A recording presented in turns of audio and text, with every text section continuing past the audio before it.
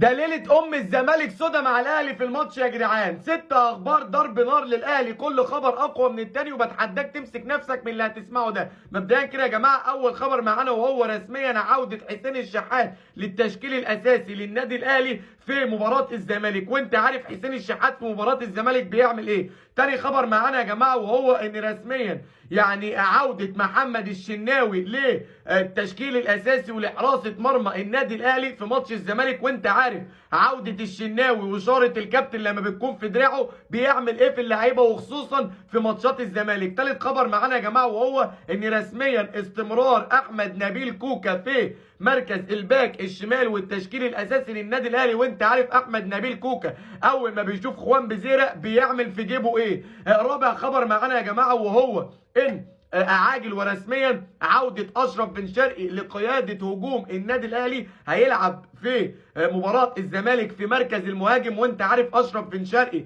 لما بيلعب مهاجم أمام الزمالك إيه اللي بيحصل في الزمالك. خامس خبر معانا يا جماعة، والخبر ده جميل جدا جدا جدا ومفرحني أنا وكل الأهلاوية، رسميا غياب أحمد السيد زيزو عن مواجهة بزيرة وعن مواجهة نادي الزمالك علشان شعر بإجهاد في العضلة الخلفية، وبنسبة كبيرة جدا بنسبة 90% مش هيلعب الماتش، حتى لو موجود في القايمة هيكون قاعد على الدكة عشان عمه حسين الشحات هو اللي هيلعب. سادس خبر معانا يا جماعة وهو يعني يعتبر حلو، يعني علشان انت لو معرفتش تكسب الدوري عكنن عليهم انك ان شاء الله بعد ما تكسب الزمالك للاسف بيراميدز هو اللي هياخد الدوري. كل الناس يقولوا في الكومنتات يا جماعه النادي الاهلي لو كسب الزمالك مين اللي هياخد الدوري، بيراميدز ولا برضه الزمالك؟ كل الناس يقولوا في الكومنتات يا جماعه مين اللي هياخد الزمالك هذا الموسم، وانهي خبر اللي فرحك اكتر من التاني.